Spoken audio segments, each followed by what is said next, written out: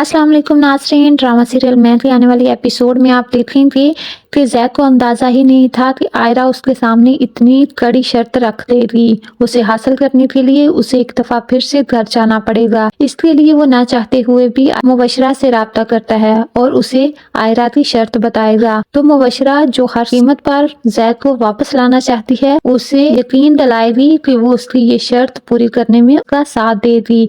वो आसिम अंकल और अपने डैड को मना लेगी, वो घर वापस आ जाए। मुबशरा अपने डैड के पास जाती है और उनसे बात करती है, डैड आप इस प्लान में मेरा साथ दें। मैं आयरा को तब तक ज़ैद की जिंदगी से नहीं निकाल सकती जब तक वो ज़ैद की जिंदगी में शामिल नहीं हो जाती। आप मुझ पे यकीन करें और आप आसिम अंकल को समझाएं कि इस प्लान में मेरा साथ दें। मैं किसी सूरत भी ये नहीं चाहती कि ज़ैद मुझे छोड़े और सोशल मीडिया पर एक दफा फिर से मैं लोगों के लिए तमाशा बन जाऊं।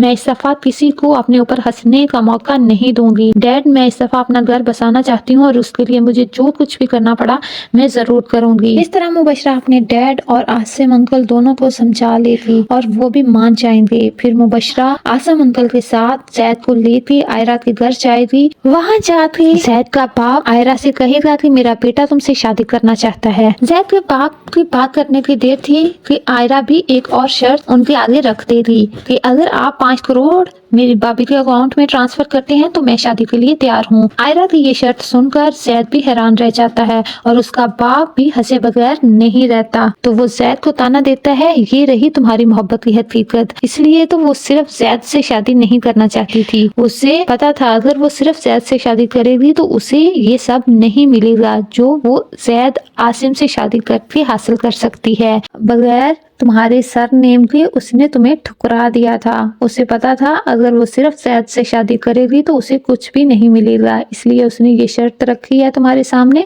कि तुम अपने घर वालों को लेके आओ, फिर ही वो तुमसे शादी करेगी। तो आयरा कहेगी अगर मेरी भाभी आज इस हाल में है तो सिर्फ आपकी वजह से। अगर आज मेरा भाई इस दुनिया में नहीं है तो सिर्फ आपकी वजह से। मैं सिर्फ अपनी भाभी के लिए ही ये कह रही हूँ।